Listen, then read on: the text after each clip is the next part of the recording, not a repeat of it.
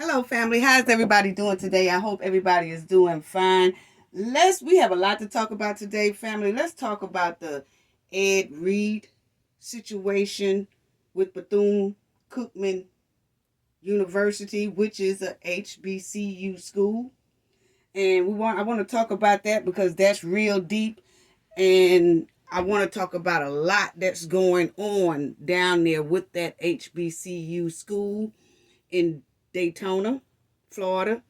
And also, I want to go into what him and Shannon Sharpe had messages back and forth, and the thing that's going on between him and Shannon Sharpe. And then we also going to talk about Andrew Tate and Chelsea's date. That date was a while back, probably about 6 months ago or whatever, but my subscribers are just putting in the emails. They still want to hear my reaction about that date. So I'm going to do that as well right at the end of this. But I do want to go into the Ed Reed and the students down there at Bethune-Cookman University, HBCU, down in Daytona, Florida. And I want to get into all that's what's going on because it's trending right now. Everybody is talking about it. And I do want to talk about this situation, family. So let's start off with saying, and like I always say, a lot of people might not like what I have to say, but we keep it real over here on this channel. I tell the real truth over here, whether you like it or not. But hey, that's the knowledge. If you disagree, please disagree with knowledge. Don't come over here disagreeing without using your knowledge, because over here we disagree and agree with knowledge. You know, it's nothing wrong with people disagreeing with you. I love to hear a different point of view of things. So if you have anything to say in the comment section, please keep it respectful and please use your knowledge as you are disagreeing or agreeing. Okay, but I keep it real. Everybody know that on this channel here. That's just how it go. But anyway, so a lot of things here are said is, some of it is allegedly, some of it is not. But let's get down to Ed Reed and the situation that's going on with him at this college here.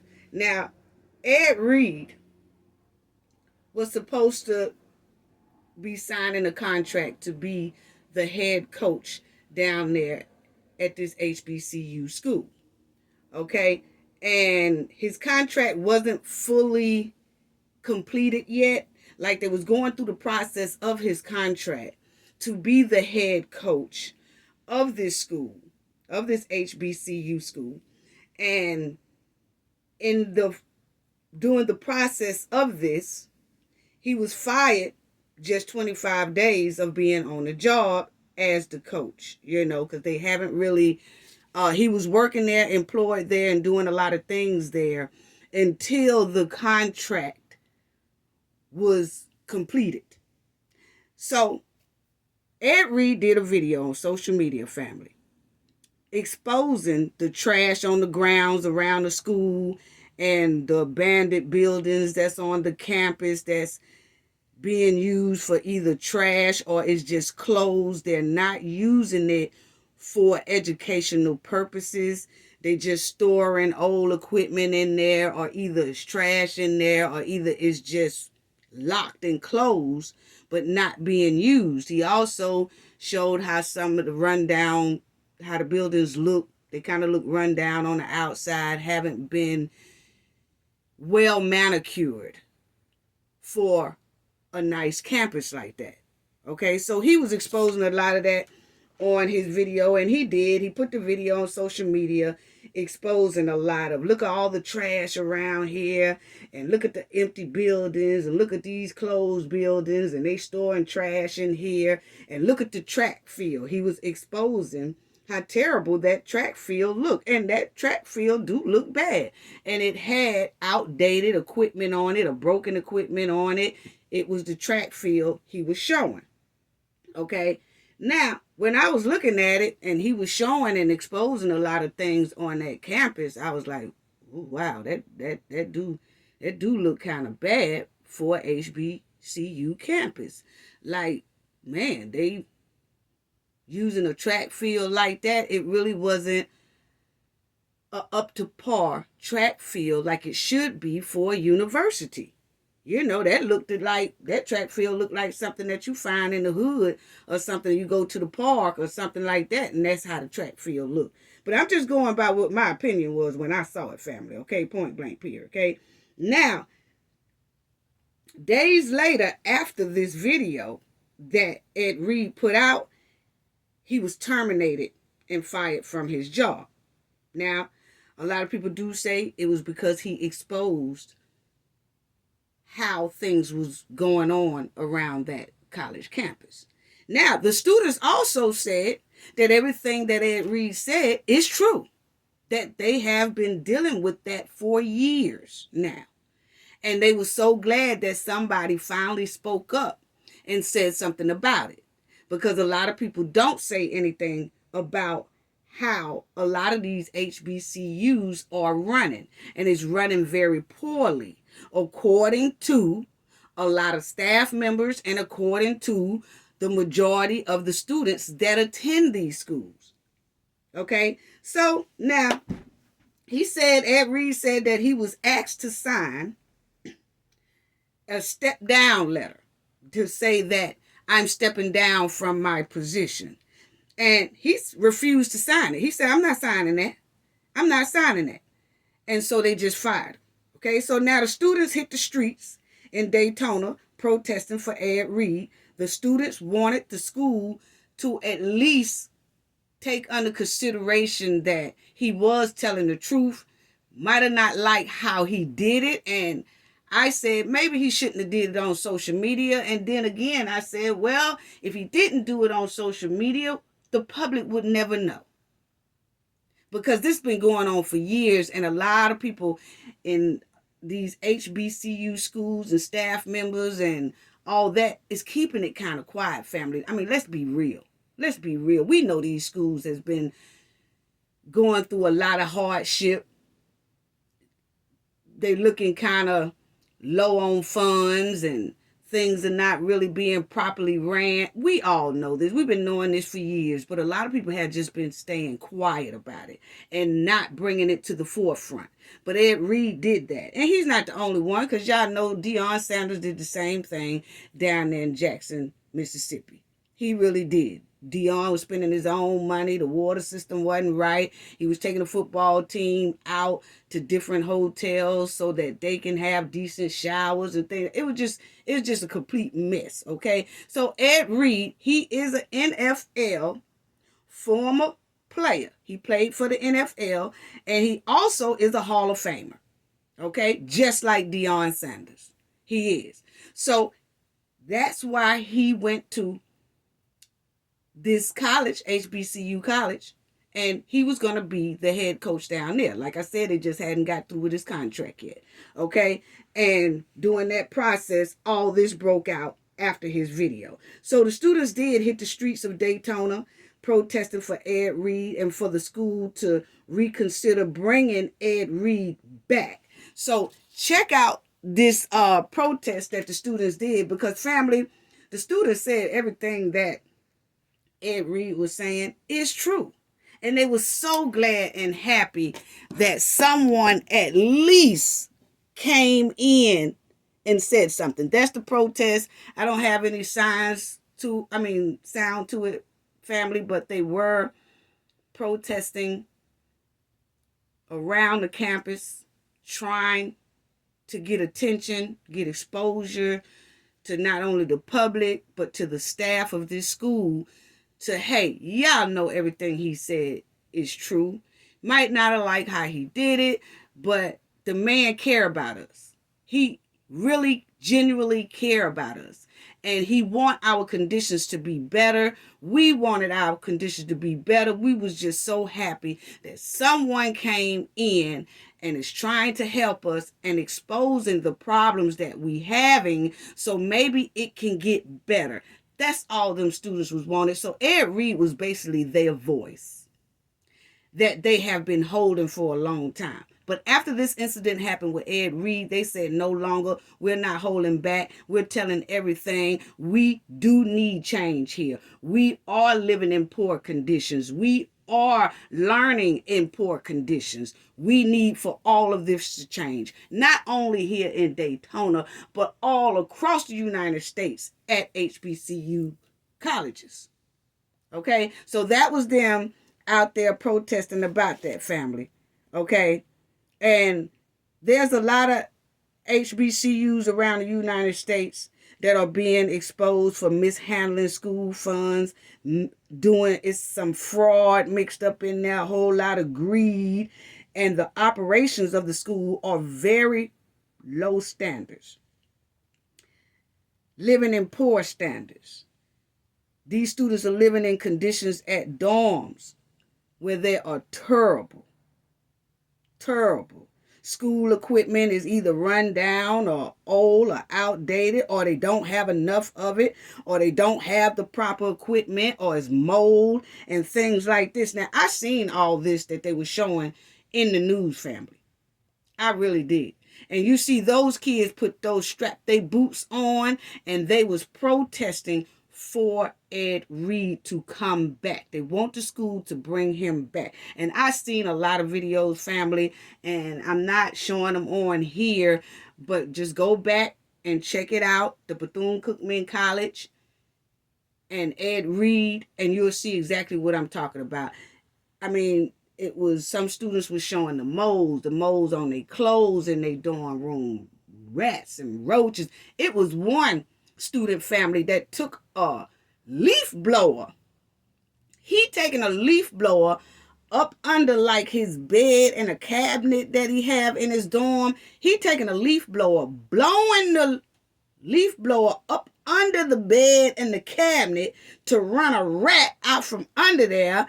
And then he puts the blow dryer on high, and it just blows so heavily to here come you see the rat head and the rat body going across. I said, stop it. See, I would have been no way.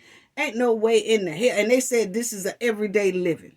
They are living like this every day with the mold, broken equipment. The football players have to share helmets. They have to share things. And they said when Ed Reed made this video, him and his football players was picking up trash, family. Anyway, they were picking up trash around the campus. Where is the janitors? Where is the janitors? Don't the school supposed to have janitors? We did. I mean, in our schools and colleges and things like that, they had janitors.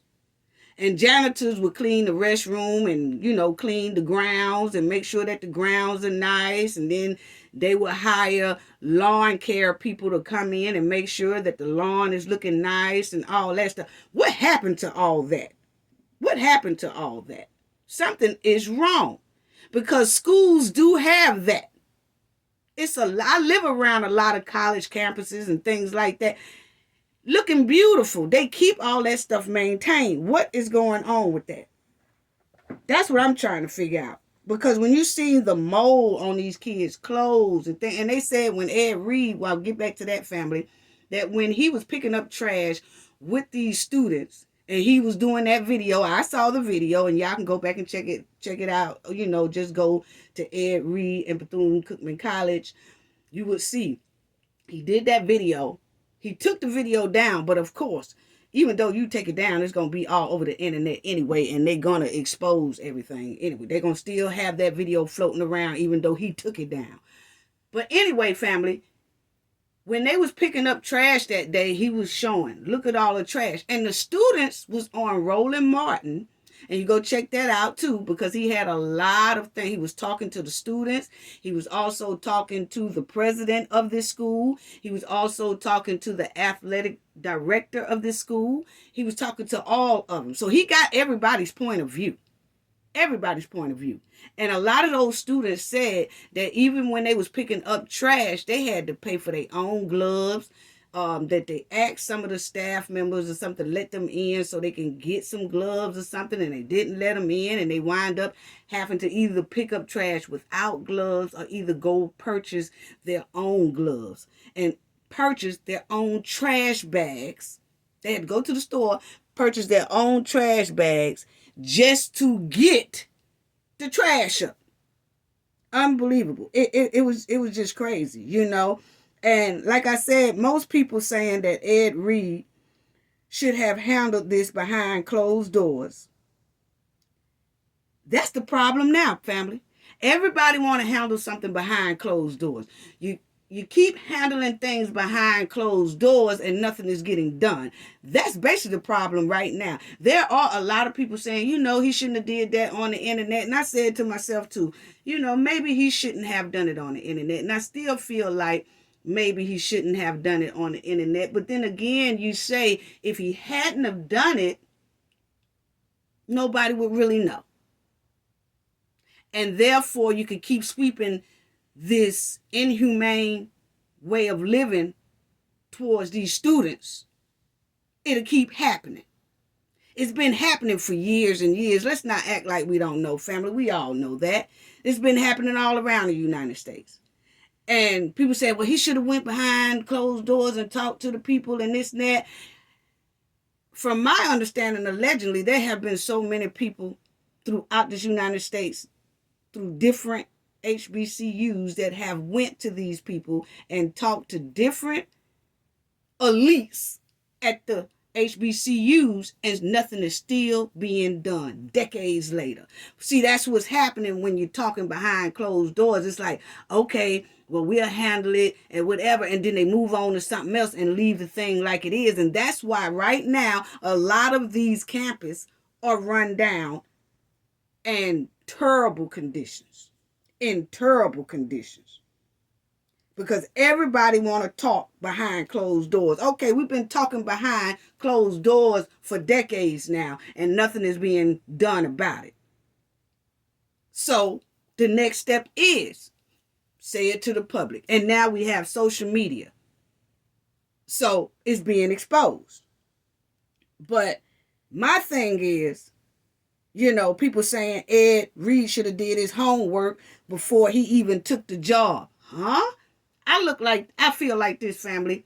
He should have did his homework before he took the job. So that means that everybody that knows, that want to work or coach at a HBCU school, they have to do their homework to see if the school is in terrible condition or in terrible shape or their facilities are terrible.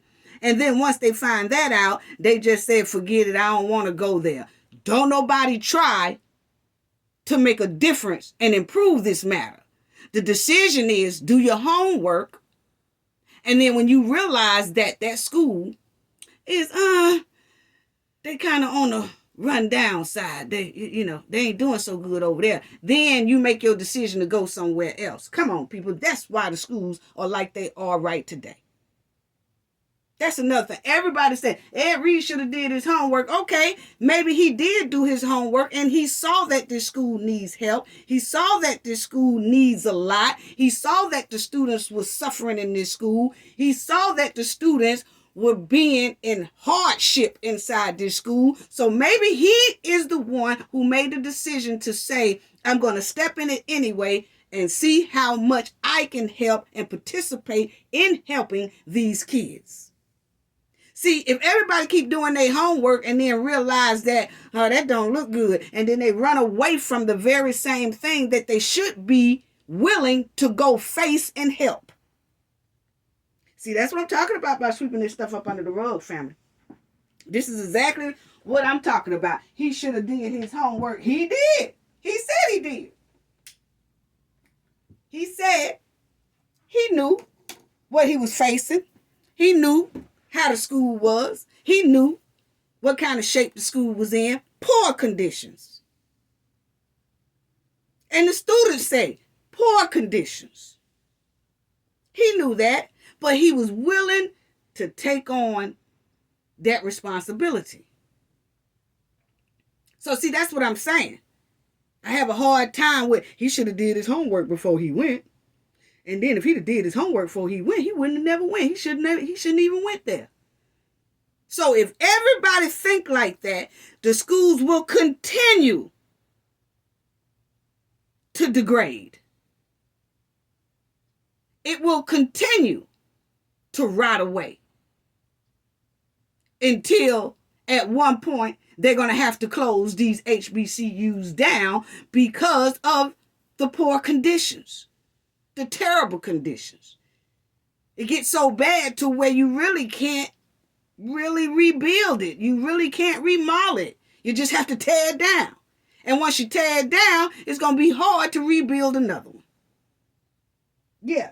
So that tripped me out too. But anyway, it's for some reason, family, somebody or multiple of people have been holding a lot of these HBCU schools back for decades. And I just have to call it like I see it. And like I said, I have kids that's, way older than the kids that are going to these colleges. So I have a lot of experience in going and traveling into different, HBCU schools, and some of them have events and things like that. And I travel to them, and I look myself and I'm like, damn, it just don't look like universities should be looking of excellence. It doesn't. It really doesn't. And then I just can't understand why are people holding these schools back. And a lot of it have to do with the funding and how they're mishandling the funding and things like that. Holding back the success of a lot of HBCU schools throughout this United States. And just why? Why is it that that's happening? That's all I'm trying to figure out. And how do you blame, because in Ed Reed's situation, how do you blame someone else or fire someone else because you're doing wrong? Think about it, family. How do you fire someone else because you haven't been doing your job? So Ed Reed exposes how these conditions are in that college.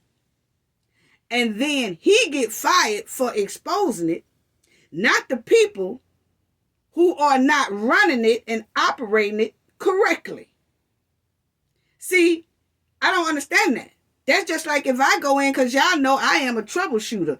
And that's what I do. I go in and I troubleshoot things. And I can tell you right now, I see a lot of red flags, not only at this here college, but I see it in a whole lot other, because I could just listen to you and I can tell something is red flags all over the place.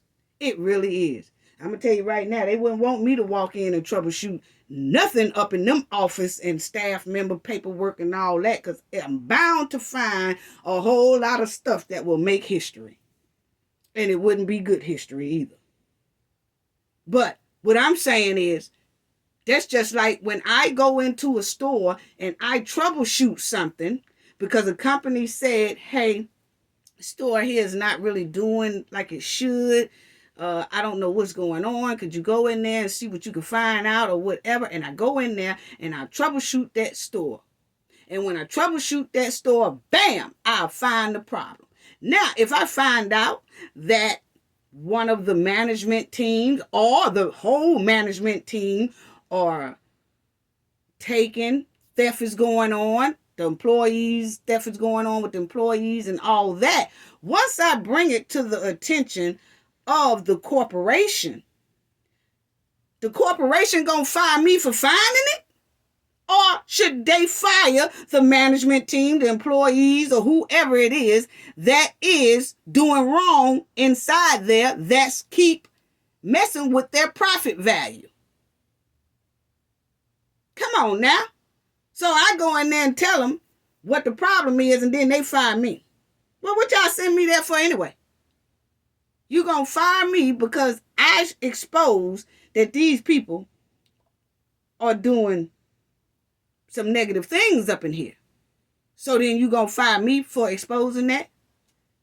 That's what I'm trying to figure out. How do you blame someone else or fire someone else because you doing wrong?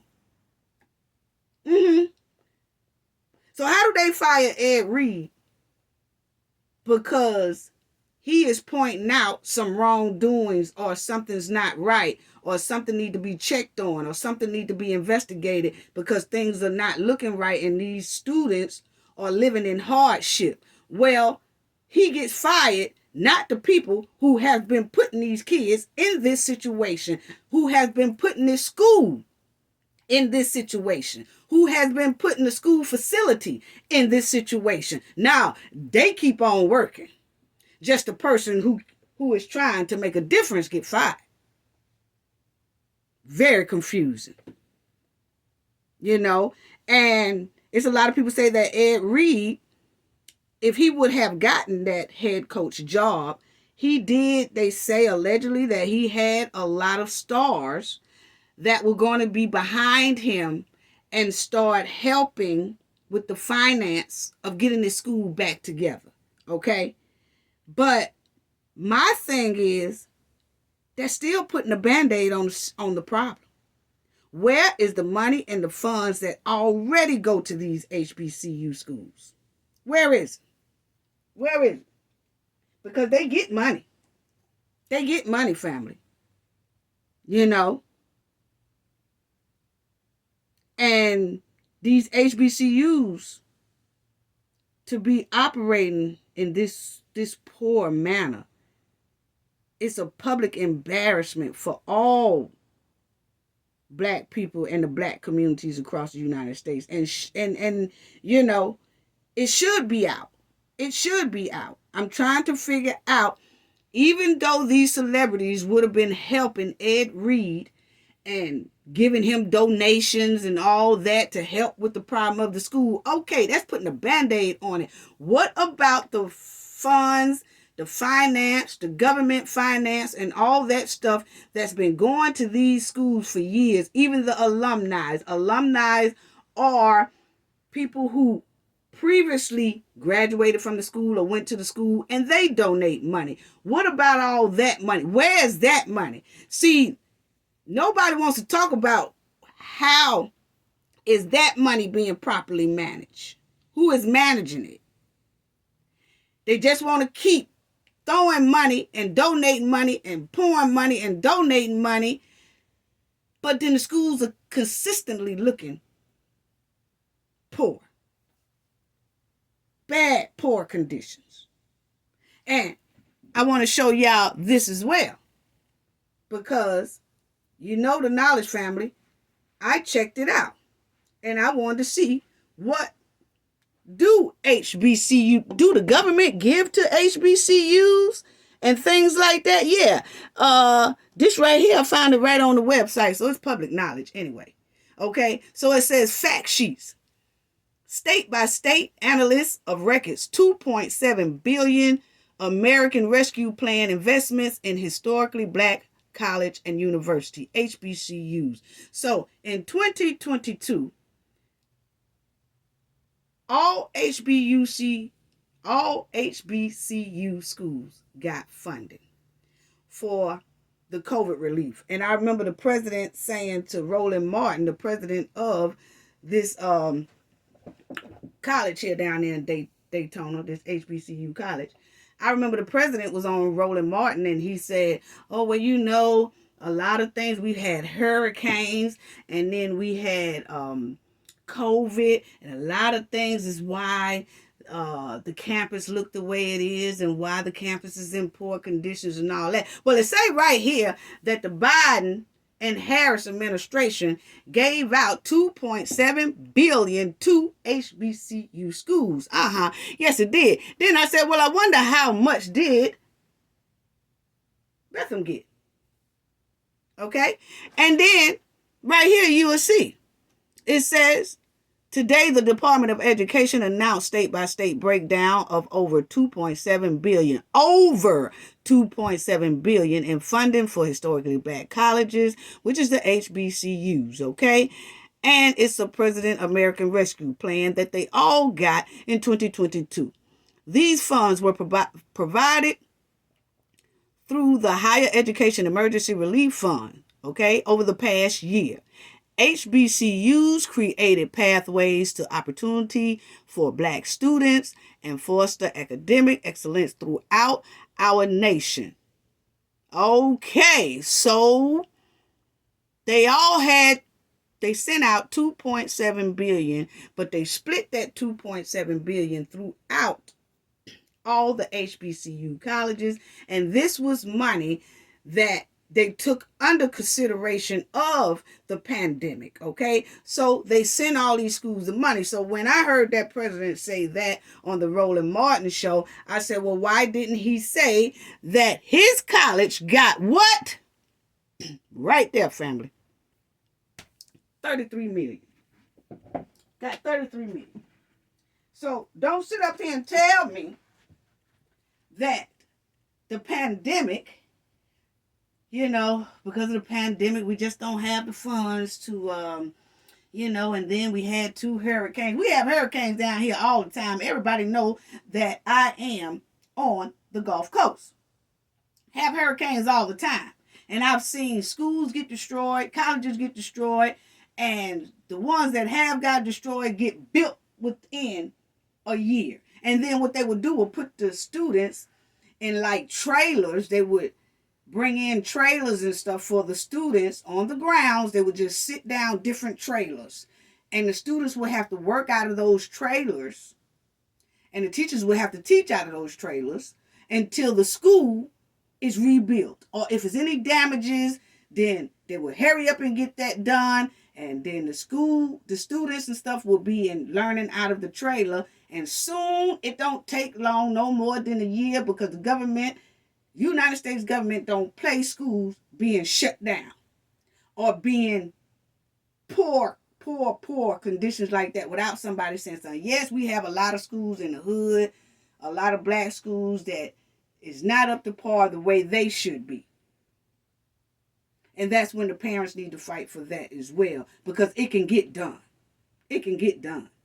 But in this case, we're talking about a university, HBCU, so when he said about the pandemic, he shouldn't even brought up the pandemic, because he got 33 million for that.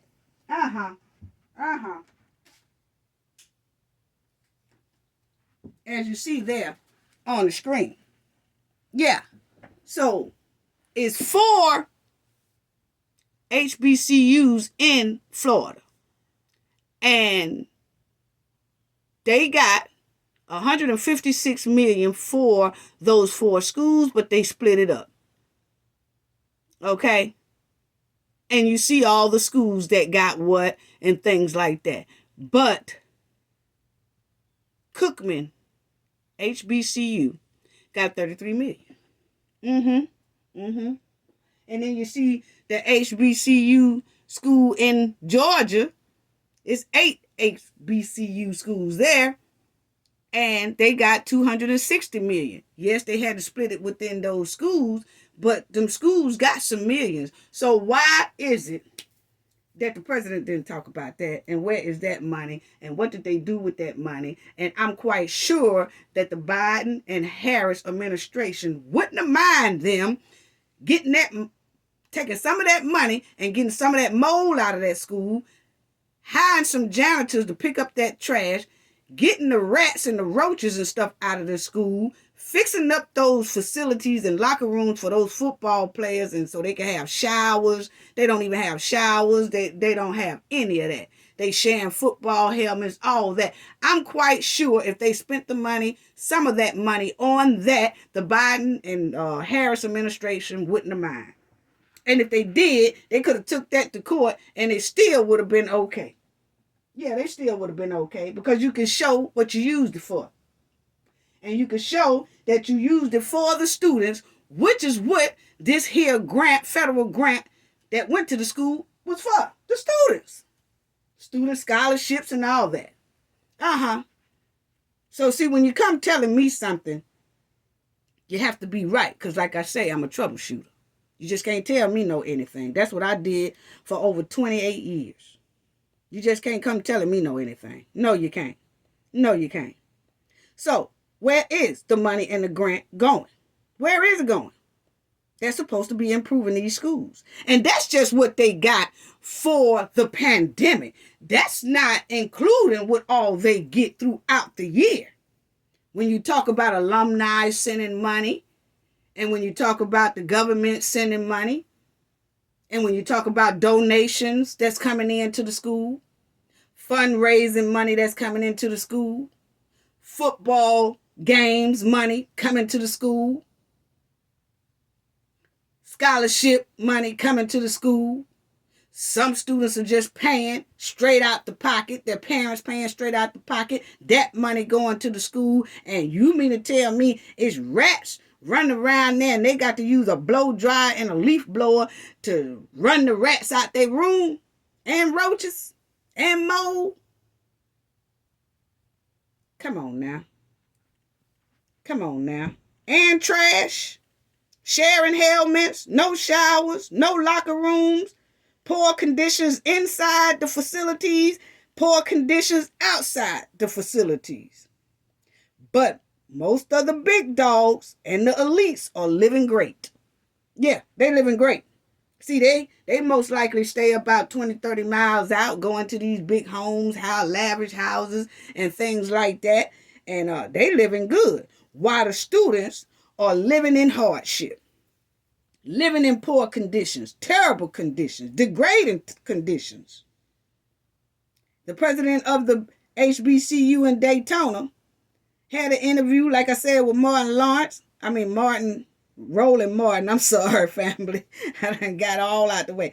But anyway, he told Roland Martin, and I didn't like his energy. His energy was kind of off for me. I told y'all that's what I do, okay, in my opinion. And it's almost as if he couldn't answer the questions or didn't want to answer the questions or couldn't answer the questions. You know what I'm saying? How somebody be trying to dance around a lot of the questions that is being asked of him. And that's what it was given. That's what it was given. And let me show y'all him.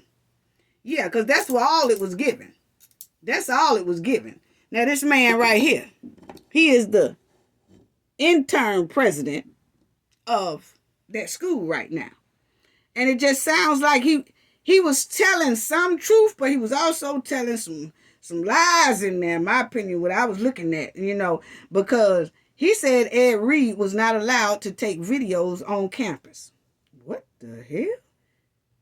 That sounds like a cover-up in itself to me, to not get exposed.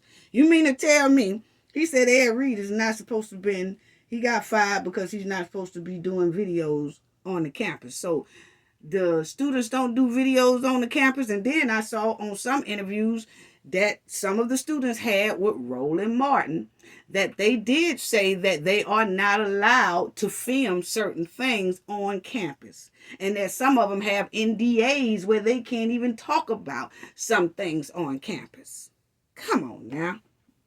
That's red flag in itself to me. Then he said Ed Reed was playing booty music in the background while he was exposing the trash and all that stuff on the campus. Huh? Booty music. Said he was playing booty music, and we try to respect our black women here on this campus, and that's not allowed. So you mean to tell me that those students not playing any type of that booty music now? If Ed Reed is not supposed to be playing it, then the students not supposed to be playing it either. And I know I have went up in some HBCU colleges, and that's all they was playing, especially at sororities and everything else. Come on now. Come on now. So why you can't take videos? That's what I want to know. That's not a military base. That is not a military ground where you can't take videos. Why? What are you hiding? That's weird to me that nobody can do videos on the campus. But some people did anyway, because that's how we got to see the mold that was in these dorms. I mean, moles running down the walls. Moles are on their clothes. Moles are on their accessories. moles, it just everywhere on the inside of the facility and outside of the facility. Rats, roaches. I mean, it's terrible. The football players have to wash their own clothes, use their own money to wash their own clothes. Then they sharing helmets. Allegedly, that's what they were saying. That's what the students were saying out their own mouth. Come on now. And mold is a dangerous thing. You know? So it's just weird to me that nobody can video.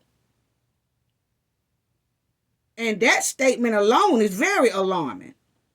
Then he said the alumni, which is the former students and graduates, only give less than 1% back to the school each year. So he tried to throw the alumni in it and said, well, you know, the alumni, they don't even give, they give less than 1% each year back to the school. Because, you know, when you have graduated and done been to that school or whatever, you try to take a little bit of your money and you give it back to the school each year to try to keep the school going and try to keep things at proper standards.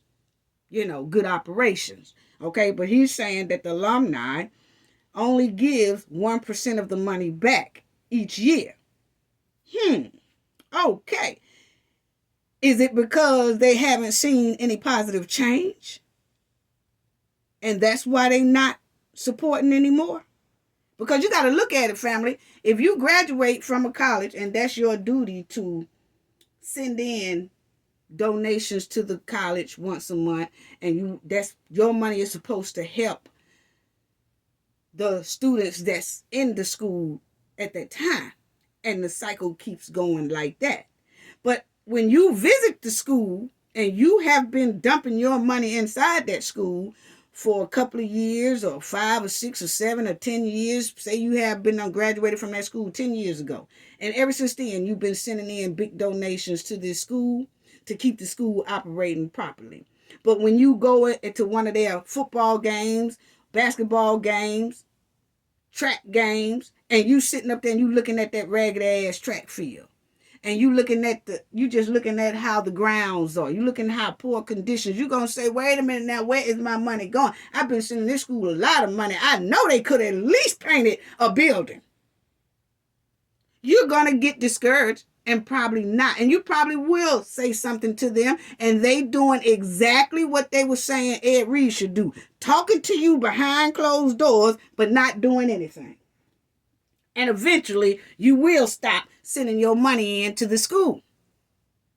So that's most likely why this president is he's getting less than 1% from the alumni. Yeah, that's probably the problem. So Roland Martin asked that president right there, y'all see on the screen, do the football players have showers? Do they have to wash their own uniforms? Do they have to share helmets? And all that stuff. Because the students was telling Roland Martin that that's what's going on. That president said, oh, no, that's not true. You know, I mean, we have some problems here, but family, I tripped out. I tripped out off of how quickly he said no. And after he said no, I think he caught himself, and then he was like, oh, well, you know, we have poor conditions, and, you know, yeah, I mean, you're right. I mean, we have poor conditions, but you have to look at, we've been through 2 hurricanes. I don't want to hear that, because they get the hurricane funding money too. I just ain't bring that up. I just showed y'all what they got from the pandemic. But they get hurricane money too. Residents get hurricane money. Businesses sometimes get hurricane money. But schools and residents definitely will get hurricane money help. They really would. They really would. So like I said, he was telling a little truth and a lot of lies to me. That's my opinion. And then the president, you know, they asked about Ed Reed or whatever. And like I said, he just made up a lot of different excuses. And Ed Reed said that he financed a lot of things out of his own pocket. Just like Deion Sanders was doing over there in Jackson, Mississippi. You know, but the majority of the students said that, and this man here said he walks around the campus often and see the students and talk to the students and all that. Family, them students said they ain't never seen this man. They said they didn't even know what this man looked like until all this mess here broke out. And he started getting on like little shows and started trying to basically plead the fifth. You see what I'm saying? But they was like, a lot of them said they didn't even know who he was. They didn't even know he was the interim president. That's what a lot of the students said now. The majority of the students said they didn't even know who he was until this mess broke out with Ed Reed. You know? And that's crazy. And then you had the athletic director. Let me show y'all him. This one right here, his name is Reggie Thattis. You had him. He came on the Roland Martin show, and he said that they don't have locker rooms for the players. They don't have equipment room on the campus. They don't have a practice field on the campus. And he said he wanted Ed Reed, to help him do a fundraise to work on getting these things. Come on now. Supposed to already had this stuff going on. And like I said, put in to the government. They're already getting a lot of money for years and years and years. They could have had a lot of this stuff going. But, you know, like I said, at least he did say that a lot of that stuff was true. But he was hoping that Ed Reed, because Ed Reed was going to bring in, he's an ex-NFL and a Hall of Famer. It was going to be a lot of stars and stuff that helped Ed Reed, and they was going to start donating money to get a lot of these things. But the thing is, these schools should have already had as much money as this school has had. So that's why I'm looking at, you look at the president, you look at the staff, you look at all that. What is going on? The board, you look at all that. So he's also said it was 2 hurricanes. You know, they keep using hurricanes and the pandemic. Oh, we had 2 hurricanes. Okay, y'all get money for that too. Oh, we had the pandemic. Oh, I just showed y'all that they got money for the pandemic. So it's a lot of excuses. Why? And he did say that the facilities on campus are not great. So like I said, at least he admitted some accountability, you know. But every elite HBCU staff member has to take accountability, not just at that school, throughout all these HBCU schools in the United States. Because to see this decline in HBCU schools and to see and hear the financial problem going on and the hardship these students are enduring is disgusting. It really is. And like I said, I'm an inventory specialist, I'm a troubleshooter, and I'm a financial auditor. It's a lot of red flags that I hear. So I already know it's red flags. For real. My opinion. That's what I'm telling y'all. I know. Been doing it for too many years. And there's a lot of dishonesty within this operation regarding the HBCU. In my opinion, it really is. I'm going by off experience. And some student leaders said they have to, like I said, they have to sign NDAs and all that stuff like that. What is going on with all that? Why? You know? Now, this here president right here, this man here, he also said, like I said, he walked the campus. Well, according to the kids, you don't. The students, you don't. You know? I mean, I'm just saying what it is. Why haven't he introduced himself to the student body? Where has he been? Because the students say he hasn't walked through no campus introducing himself and interacting with these students. They said they saw him at a classic one time, but that was it. That was it. You know, why isn't he welcoming these freshmen to his school? Why isn't his voice being over the intercom just about once or twice a week? And don't tell me, oh, we don't have intercoms no more. It look like y'all need them. Because these students clearly said they didn't know who this man was. Now, that's what they said on the show. I'm just telling you what they said. I'm looking and listening at them. That's what they said. And this is not the first time I heard people say that there are presidents at some of these HBCU schools, and there are some elite staff members that always got their nose up in the air and act like they too good to either introduce themselves to these student bodies, and they don't want to associate with the student body. They don't want to engage themselves with the student body, not even at events. The elites are living good for being employed at these campuses. They living good for being employed at these HBCUs. But the students are living and learning in hardship and in filth and broken equipment and lack of equipment, dirty grounds, rats, roaches, mold, all that. So these students are paying money for hardship and a degrading atmosphere. Y'all didn't hear me. You mean to tell me, let me say that one time for the ones in the back. You mean to tell me that these students are paying money to be living and learning in hardship conditions, filth conditions, broken equipment, lack of equipment, and they're paying their money for all this hardship in a degrading atmosphere? Come on now. Come on now. There's a lot of people who might not like what I said. But there's also a lot of people throughout this United States who are tired of being hush-hush about this disturbing matter. And this needs to straighten up quick. And there's a lot of people who want this to stop being swept up under the rug.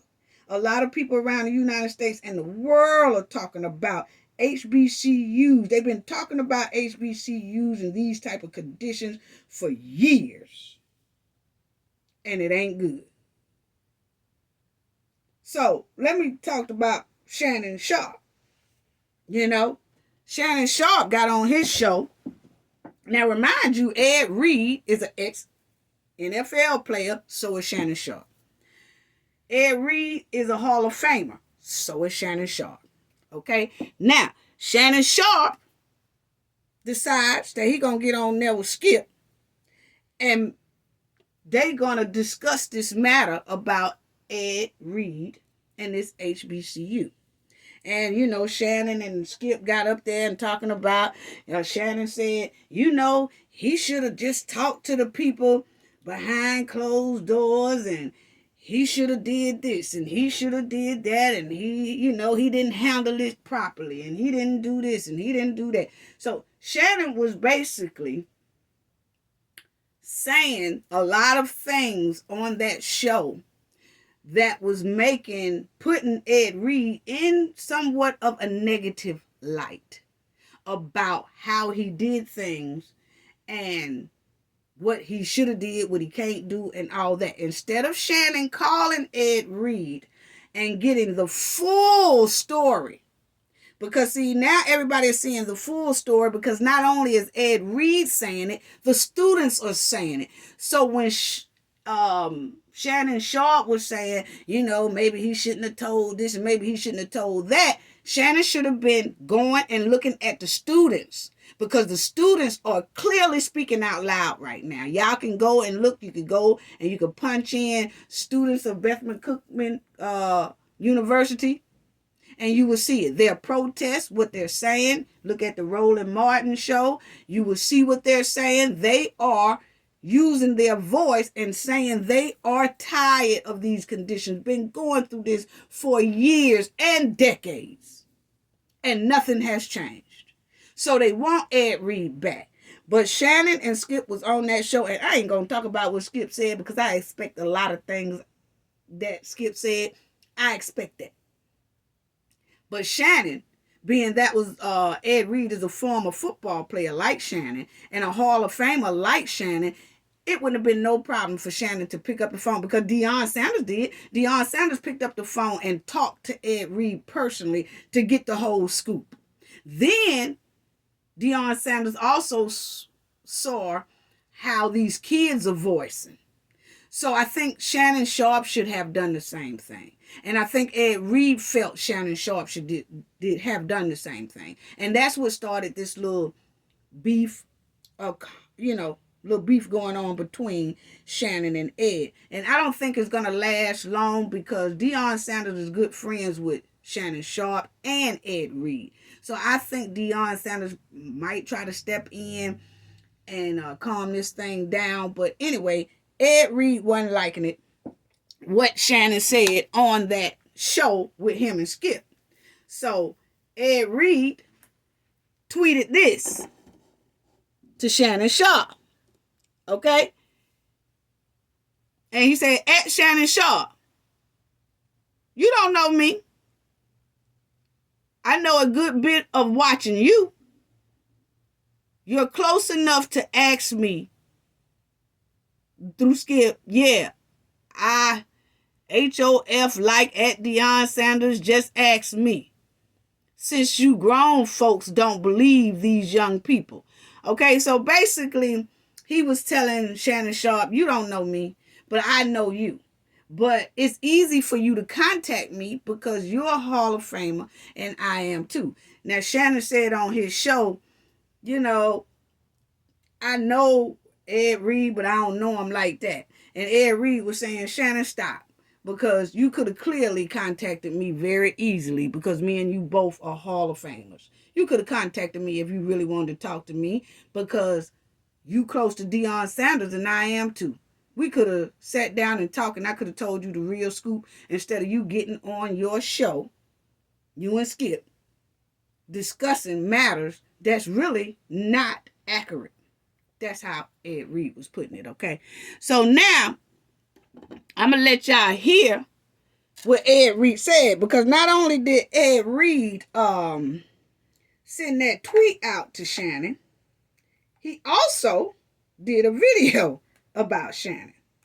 So, and he was hoping, and I know Shannon gonna get it because I know he added him, but listen at what he said. He sent a message to Shannon Sharpe and to the public and to everybody. So listen to this, family. Yeah, I'm talking to you. Shannon Sharpe. Yeah, I'm talking to you. I'm talking to you, Shay Shay.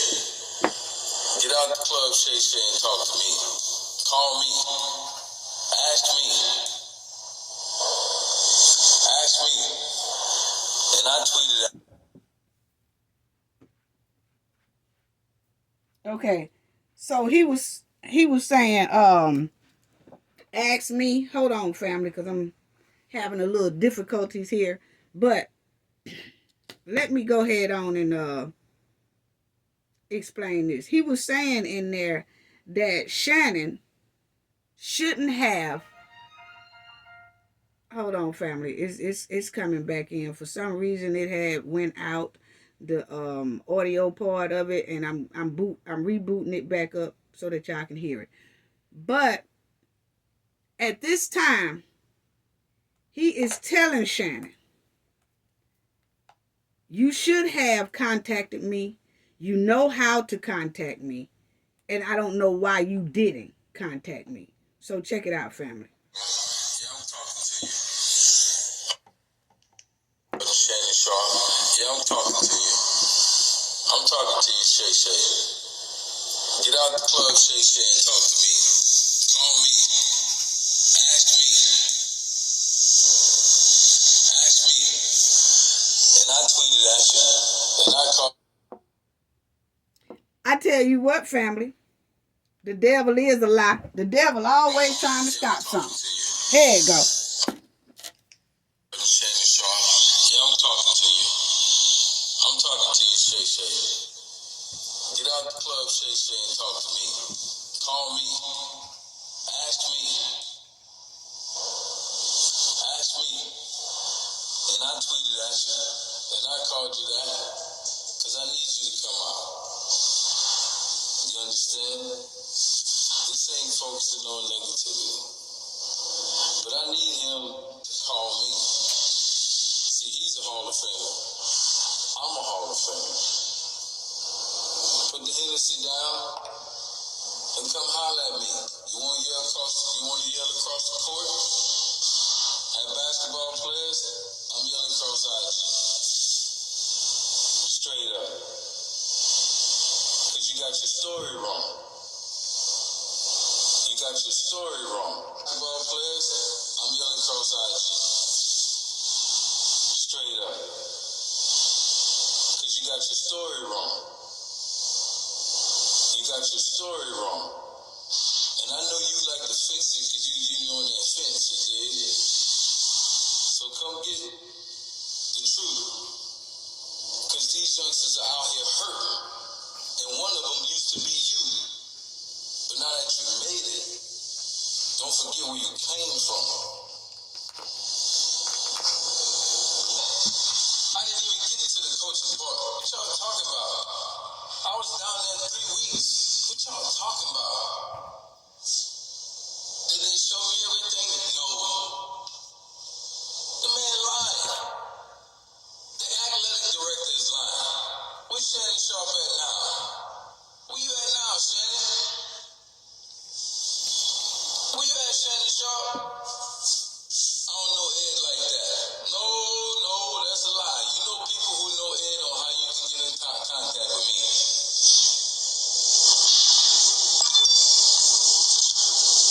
This is a shame, man. This ain't right.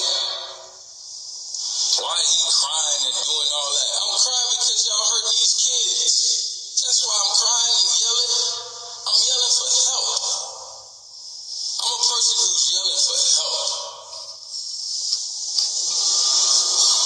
It's bigger than football. It's crazy, man. I'm a person who's yelling for help. It's bigger than football. It's crazy, man. Ed, don't say nothing. If I don't say nothing, who gonna say it? Have a heart, man. Have a heart, man. Make it right. Make it right. You have the ability to make it right. All you had to do is let me continue to build what I was building for you. I didn't want my name on it. I didn't want nothing. Have y'all not seen him talk? This dude is lying. Now Shannon Sharpe, he come out here and change the narrative right with him when you don't know shit.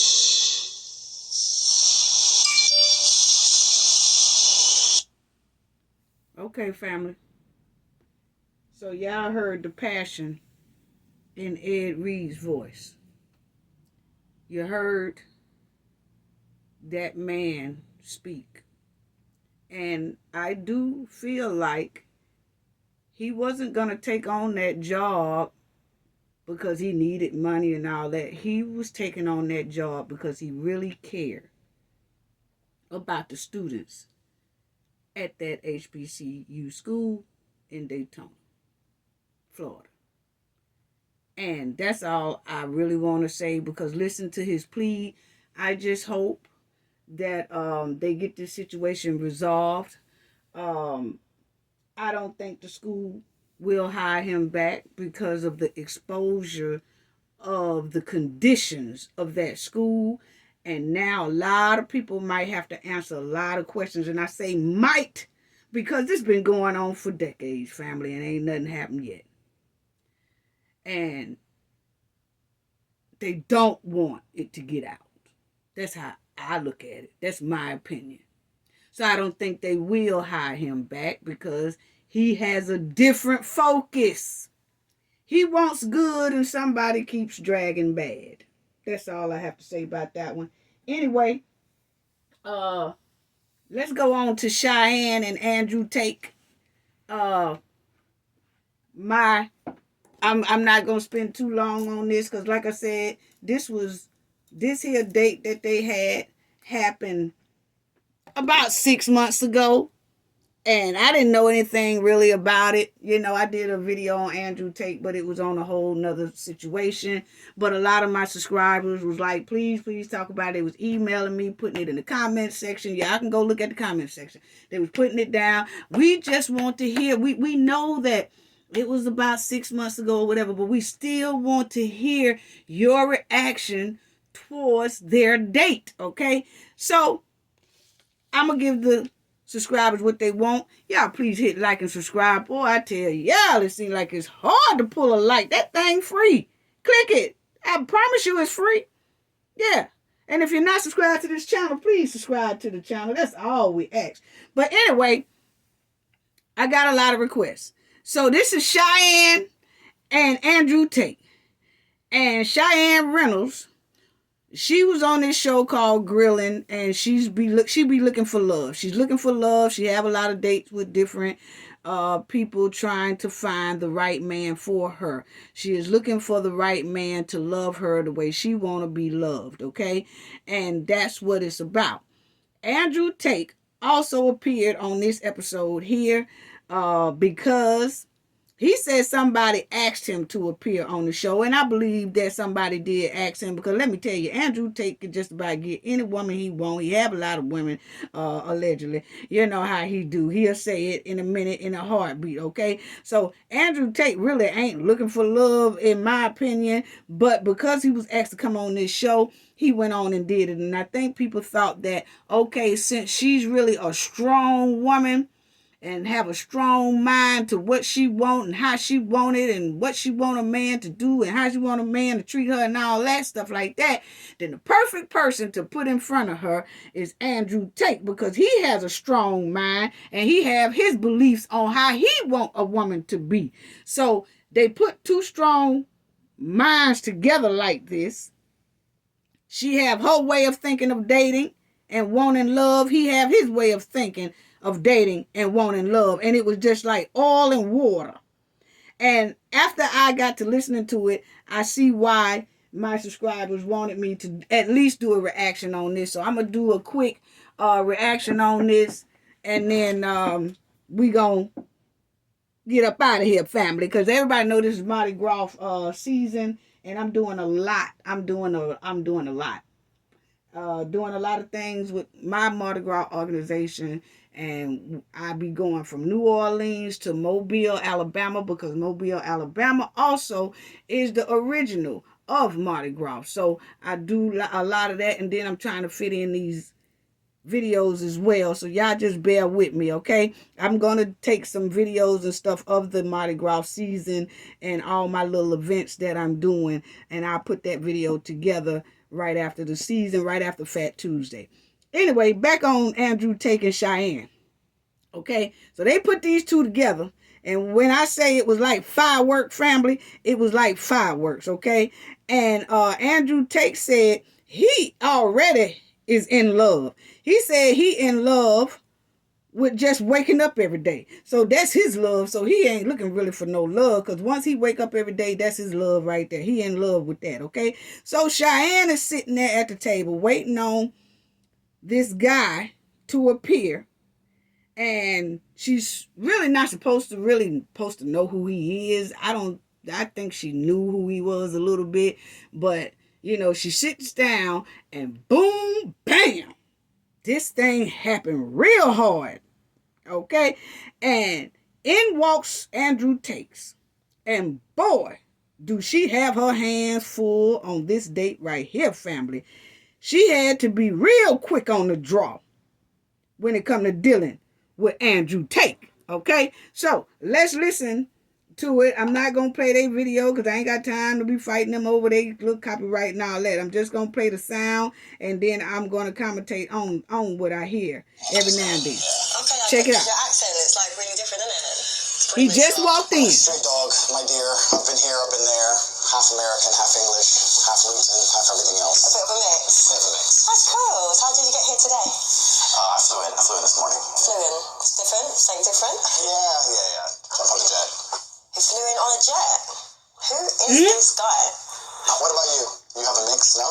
Yeah, my family, we're Caribbean and English. So the Caribbean side's the crazy side? Or the English side's the crazy side? I'd say the Caribbean's the fun side. Fun a bit side? biased. So you're fun and crazy? Not crazy. Yeah, it's the beginning of the day, you can't lie. Do I look like I'd lie to you? Yes. I'm not a liar, actually. You're not a liar. Everything you tell me for the rest of this episode is going to be complete truth. Yeah. Promise me. Say I promise. I promise. No, I really promise. We'll see. All honest thoughts and opinions. We'll see. All right, we'll see. Yeah. So what do you do? Let me think of a lie. Give me a second. You can't lie. You have to tell the truth. I don't have to tell the truth. Why? We already agreed you're telling the truth. There's only one of us can tell the truth. One of us can lie. That's not good stuff. I'm a shoe salesman. I sell shoes, socks, shoe accessories, polish, etc., etc. Yeah? Yeah, I sell shoes. You good at it? I'm doing all right. Yeah? I'm surviving. I sold 2 pairs of shoes yesterday. Life's good. Okay, that's good. He's a liar. Yeah? What kind of man are you? What's the spectrum? I need you to quantify it for me. Who's at the bottom and who's at the top? To me, I just say top like a... Okay, so first of all, Andrew Tate done told this lady here that he sells shoes for a living. And everybody know Andrew Tate don't sell no shoes for a living. He does that internet web thing with the women and all that stuff like that. But she said, you can't, he told her he expect for her to tell the truth, but he really don't have to tell the truth, okay? And I was tripping out on that part right there. But he done told this lady that he sells shoes. Y'all know Andrew don't sell no shoes. What would you say constitutes a high-value man? A high-value man is someone that is successful financially. Okay. I'd say it's someone that's got a lot of integrity and good morals, that is very well respected, is very sure of himself, but also is a very family-orientated man. That's, for me, a high-value man. Okay, that's fine. I'm a high-value man. He's very sure of himself. Yeah, so what's a high-value man for you? Pretty much basically what you said. I think a high-value man is a capable man. I think capability can be judged in many different ways, and capability is something which varies depending on the situation. You need a man who is capable of doing lots of different things that he doesn't do very often. You need a man who's capable of being violent when the time appears. Of course, you need a man who's capable of making money. You need a man who can kill somebody and hold a baby in the same day.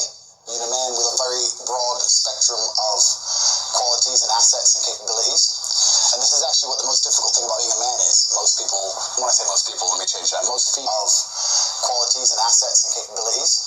And this is actually what the most difficult thing about being a man is. Most people, when I say most people, let me change that. Most females don't respect how difficult it is to become a high-value man. Because to become a high-value man, you need to have so many different qualities and so many different capabilities. It's a very difficult thing to do. You need to be funny and smart and charismatic and interesting with stories and strong and rich with a nice car and a nice apartment.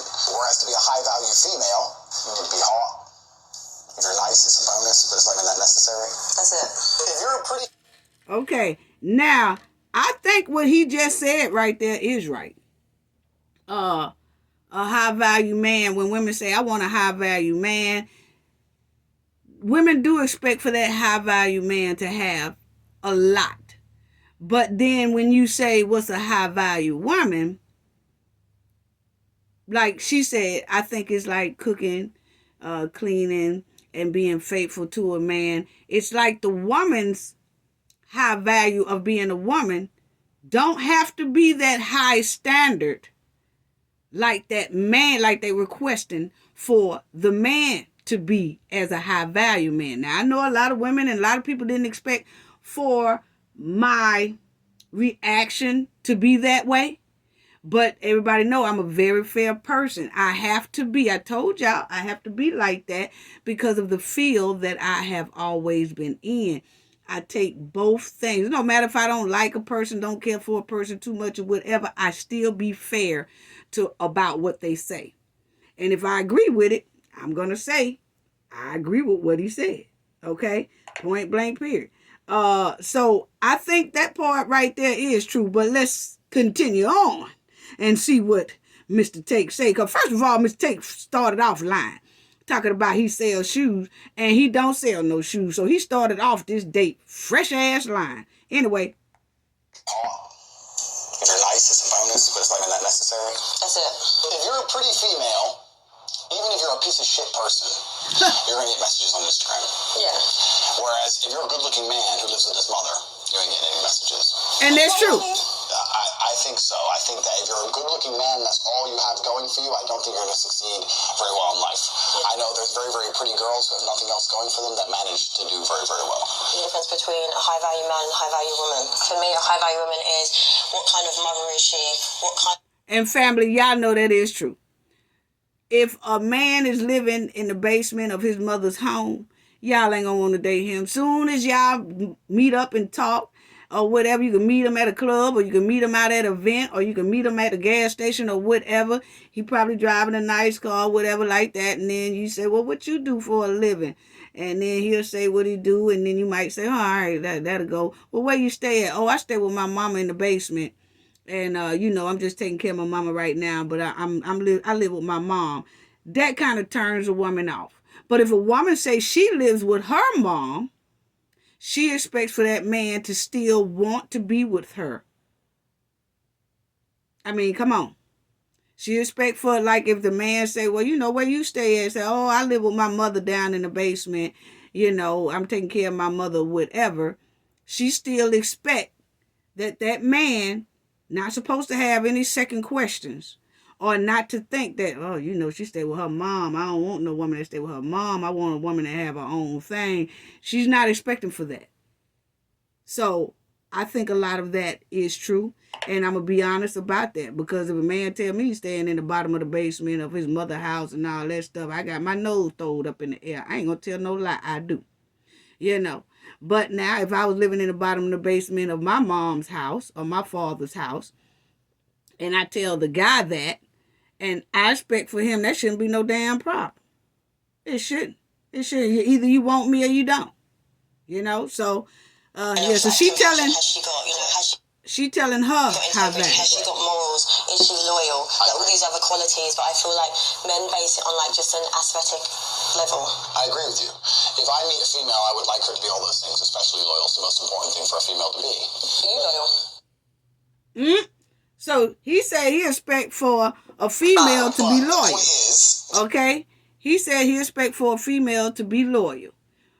But is he going to be loyal to that female? I don't know. Let's listen. To initially attract a mate, females, the most important thing for them is their looks, whereas a man, I think, is his status. His status is a far more varied spectrum than looks alone. Being good looking alone does not make you a high status male. To be a high status male, you need to have a bunch of things.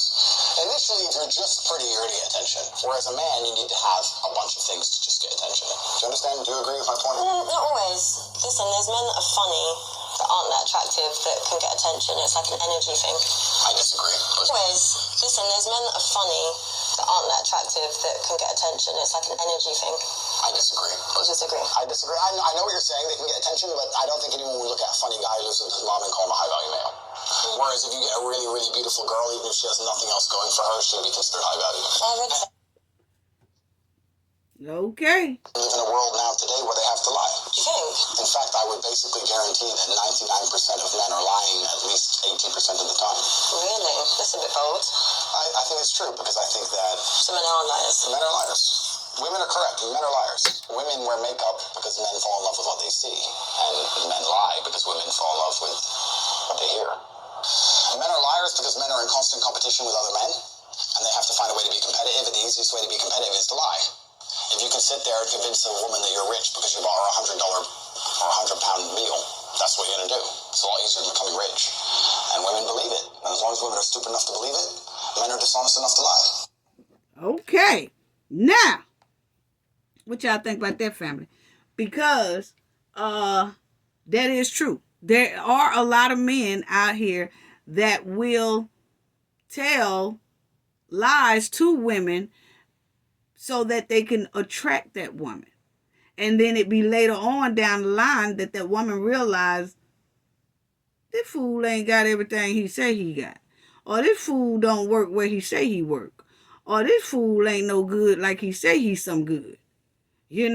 But they would tell us what we want to hear for us to be attracted to them.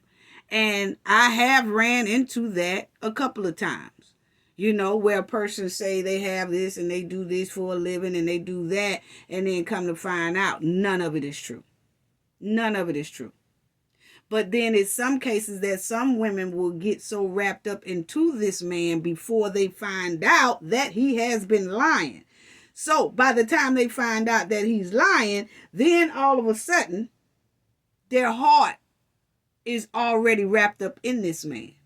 So then they go ahead on and deal with that lie, or they throw the lie that he told or the lies he told to the side because they have grown to love and like this man. And that's a problem to me. When I have ran across that, I left in the heart. I leave real quick, because if you lie about that, you'll lie about anything else. That's how I look at it. And he is right. And I don't know if it's 99% of the time. He's a man. He knows. He said 99% of the time men are lying to the woman just to attract the woman. You know, I don't know. That's for the ones who are really lying. You know, it's some men that they'll tell you the truth, and that's what they do. That's what they do, and they got what they got and all that stuff. But then you have some that don't really have all that, but they'll lie to you because they want you to be attracted to them because they're attracted to you. So they know by telling the truth, you might walk off. And they like, nah, I ain't going to take that chance, so I'm going to just start lying. Yeah, happens all the time. It really do. So, he did bring out that point. But anyway. For being dishonest, cheaters, liars. He's deluded.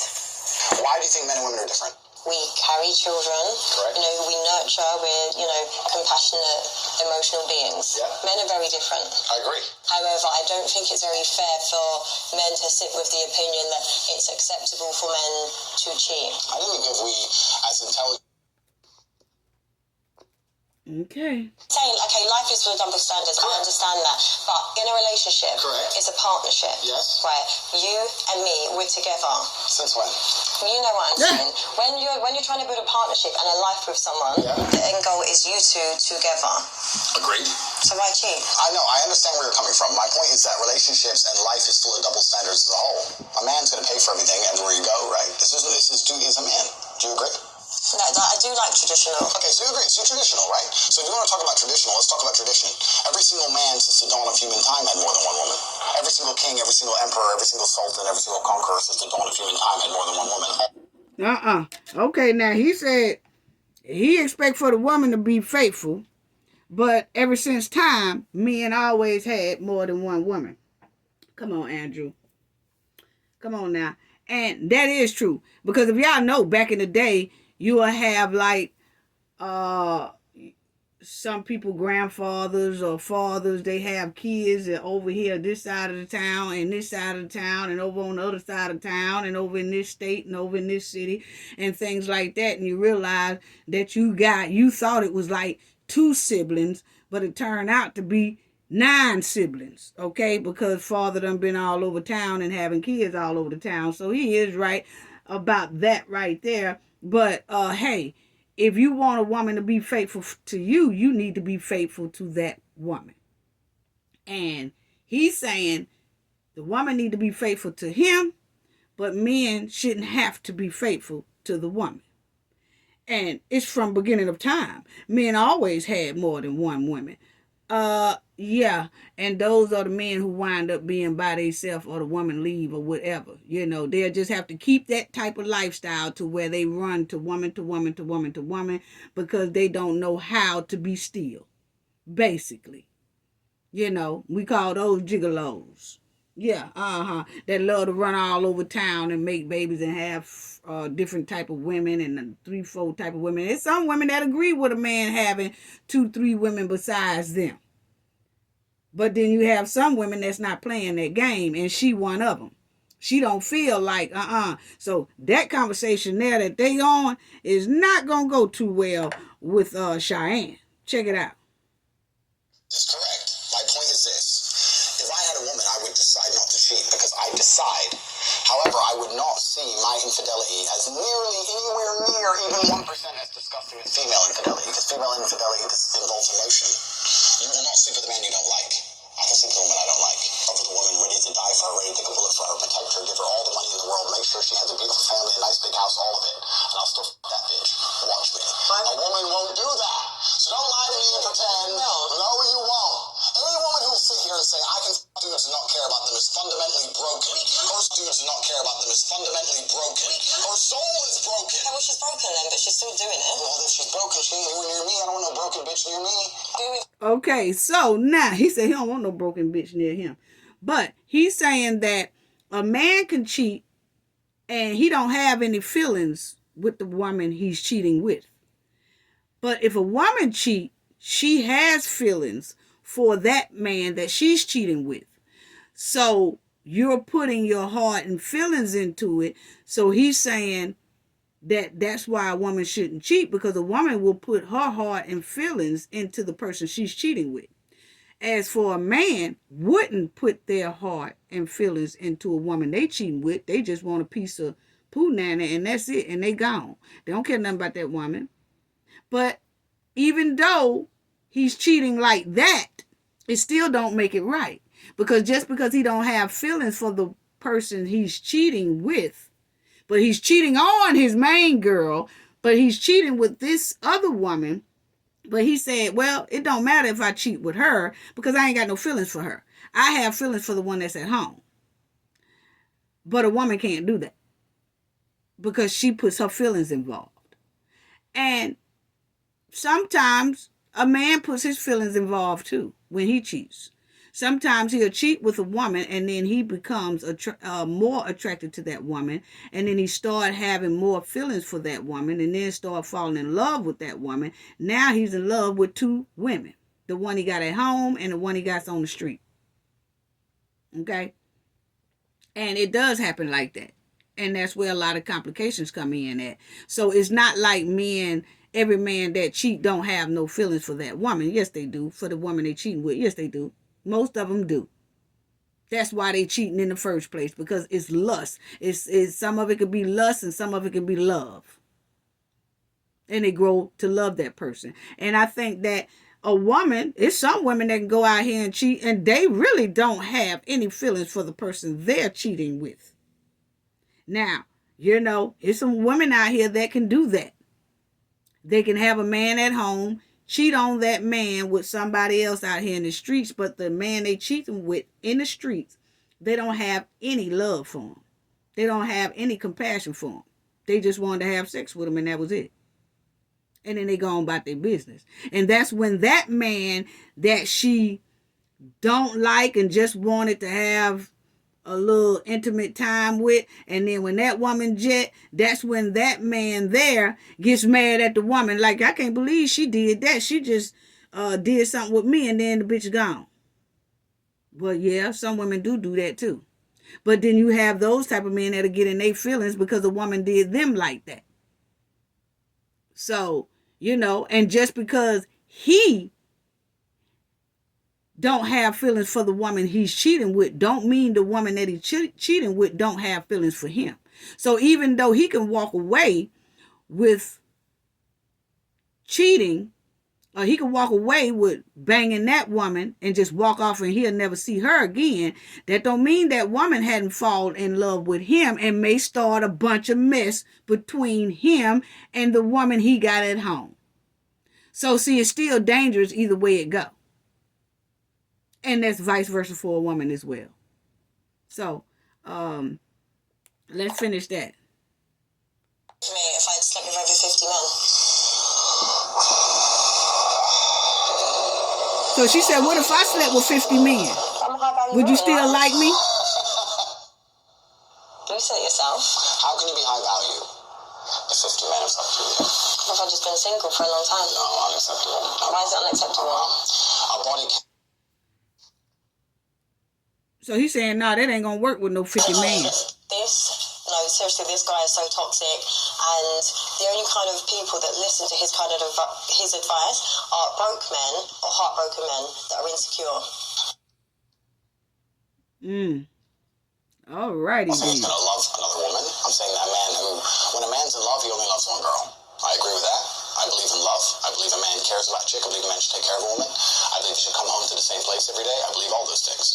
However, I think if a man truly has options, truly, that both the man and the woman understand that at some point he's going to explore those options. No, listen, if I'm with you, do you think I'm going to allow you to explore other options? It's either you're with me or you're not. Go be single then. Cool. Like what? But realistically, what self-respecting woman is going to sit there and tolerate you? I don't cheat. Okay, let's go into it. If you have all these other options, No. because I'll tell you what's more powerful, what's more alpha, Yeah. and what's more attractive, and what's more high value Correct. is a man that can respect his woman, love her, not cheat on her, not disregard her, not see himself above her, not see him as, she's his slave or anything like that. See her as an equal, treat her with respect, and put on that. That's more powerful, a partnership, two people. Not, I'm a man, I have options, I'm going to explore them. Listen, if you're a cheater, you're a cheater. If you're a loyal person, you're a loyal person. That's it. Okay. So she said, if you're a cheater, you're a cheater. If you're a loyal person, you're a loyal person. And he's saying that a woman should be able to accept the fact that a man's going to go out and cheat sometimes. And that he don't feel like it's too much wrong with it, but she needs to expect that it could happen. Like he said, he could be a woman's man. Okay? But if it happens if he cheats. But the woman needs to at least accept that. But then she's saying no, because if you're a cheater, you're a cheater. If you're going to be loyal, you're going to be loyal. And a woman's not going to sit back and let you use that excuse of, I'm very loyal to you, but if I decide to creep out on you, then you should be all right with it, because that's just what men do. Nah, she was like, nah, I'm not the one for that. I'm not going to have that. If you're going to be with me, you be with me. If you're going to cheat and run around or whatever, I ain't going to deal with you. And that's how most women feel. Point blank, period. And which is right. If you're going to be a cheater, just don't get involved with anyone until you're ready to settle down. But if you settle down and then you go out there and cheat, that's for a woman or a man. If you settle down and you go out there and cheat, you need to be able to be held accountable for it and accept the consequences that might come with it, meaning that you might lose that person that you have at home. So let's finish to listening. sit there and see a man that thinks it's cool to have loads of women around him, be like, oh my God, they're bitches, this is that, I have all this money. That doesn't impress me. That doesn't impress a lot of women. It's about raising a family. It's about unity. It's like everything that you were saying that it's not that. Talking about. Okay then, oil and water. With these sexist views, like it's so outdated. What kind of relationship do you have with your mother? A good one. A good one. Yeah, I take care of her. And also that paradigm, the whole idea that if you find a man who's good with his mom, then he's good with girls, that's bullshit. No, it was just more because I find that your thoughts towards women are quite And now she's saying, what kind of relationship do you have with your mother? And he's saying that whole concept about if a man is good to his mom, then he'll be good to you. Or if a man is bad to his mom, he's going to be bad to you. He said that whole concept is bull crap. Okay? I feel like a woman should base how a man treat his mother. And then if he have a lot of respect for her, he might have a lot of respect for you. It's not a guarantee, but it is a plus. Put it that way. And in his case, he said he treat his mother very well. He take care of his mother and all that. But at the same time, he said he do what he do. Okay, and that's if he feel like he wants to cheat, he'll cheat. Not saying that he don't respect women and stuff like that, But that's a chance that women have to take. I do say not only how a man treats his mother, but how a man treats women, point blank, period. You can listen and see how a man treat other women. And that'll tell you how he's going to treat you. If he go out there and be like, this bitch, I can't stand it, then most likely you're going to get the same treatment. And that goes for a woman. If a woman is always bashing a man, ain't got nothing good to say to a man, or if a woman just treat men badly and stuff like that, that's in her family, then most likely that man who she dating, gonna get the same type of treatment that the men in her family get. no respect. If she don't give the men and her family respect, she damn sure ain't gonna give that man no respect. And I feel like that by the man. If he's not giving the women in his family respect, he's not gonna give a woman out here on these streets respect. That's just how I feel about that family. Y'all wanna know my reaction? There you go. You know? Now. You think so? Why? This arrogance that you've got. Don't tell me what that woman. I don't know about now she said he arrogant. It's just a double standard, and it's just like a power struggle. Like, it's about balance. You know, and this is the thing. Like, I feel a lot of women could give you that life and be like, do you know what? He can have a girlfriend. There's so many people that are into that. I'm not even saying, I'm not cheating. But I'm saying there's people that are into that. Correct. But I'm not cheating. I don't want them to think this is about me. I'm talking about in general. But do you think women want to sit here and look stupid? Like, I might think, do you know what? Actually, I'm listening to everything you're saying, I'm agreeing and I'm liking it. But then, if you've got me out here looking stupid because you might be in clubs with all these women around you, making me look like a idiot, do you think I'm going to tolerate that? No. When you have men like you have explained, it's as if you're trying to prove a point to the world that you're this great man that has all these options and you're so successful. And it doesn't work like that. Now, there are a lot of men who are very successful, and they do feel like they can have any woman they want to have, and his main woman needs to accept that. And because they have that type of arrogance, it's some men that do have that type of arrogance. And they feel like, hey, I could do what I want. I really, this is that. And they feel like, hell, she ain't going to leave me because I'm giving her a good life. So she just going to take what I got to offer. And she going to take what I give her. And that shouldn't be so. I don't give a damn how much you have, what you do and all that stuff like that. You still should respect the person that you have at home. And if you can't do that, live that single life. Really. That's how I feel about it. But there are a lot of men out here that's like that. Because they have a lot, make a good living, have a lot of money, have nice cars, have a little boat, yacht, whatever. And then they feel like, hey, I could treat her how I want to treat her because she with me. And if she don't like it, she could go. And she most likely ain't going to go because she like the lifestyle. So, hey, I'm going to do whatever I do anyway because she ain't going to go nowhere. And that's not right. So I agree with Cheyenne on that. I understand you. Okay. Right. So have you not experienced mental health? No. Zero. Okay, so how do you cope with stress and situations? Express your emotions when you're frustrated or when you're stressed. Good question. And if I'm stressed or I'm frustrated, then I understand it's my time to perform. And I agree that society puts huge pressure on men, and it's time for men to perform. As a man, you either perform or you don't. There's no safety net like there is for females. Females can wake up and say, I don't feel like it. Yeah, but there is for men. No, there isn't. There is. The men who say, I can't feel like it, cannot compete with the men who do not say that. And it is player versus player. The man who goes to the gym every single day, regardless of how he feels, will always beat the man who goes to the gym when he feels like going to the gym. And it's player versus player. And let me tell you something. As much as you want to sit here and disagree with me, it's women who decide who the winner is. That is true. So if you have a man that don't want to do a whole lot and lazy or whatever like that, but then you see a man that he's a go-getter and he loves to work, he loves to do this, he loves to keep himself in shape and all that, women are going to go with that man there. They are going to go with that type of man that keeps himself in shape. He's a go-getter, keep money, work all the time and all that stuff. So like he said, a woman will choose that type of man versus the man who is not a go-getter. And he's like he said, men have a lot of competition against other men.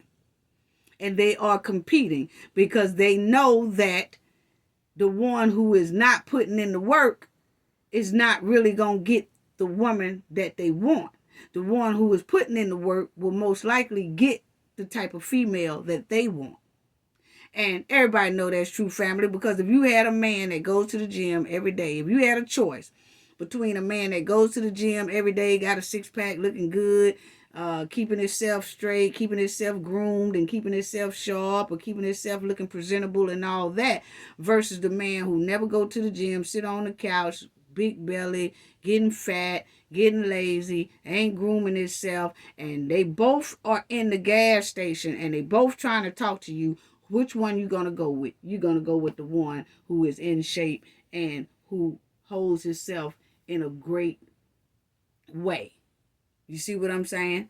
So you are going to choose that person. So that's what he's saying about men are always competing against each other, because they know that if they don't compete hard, that they will not get the female that they want. And he said the women are the one who makes it a competition between the men, because the women do pick the one that is a go-getter and in shape and is got the money and got the cars and got that right there. Y'all know good and well, if a man pull in female, one got a Corvette and then one got an old hoopty that's smoking in the back.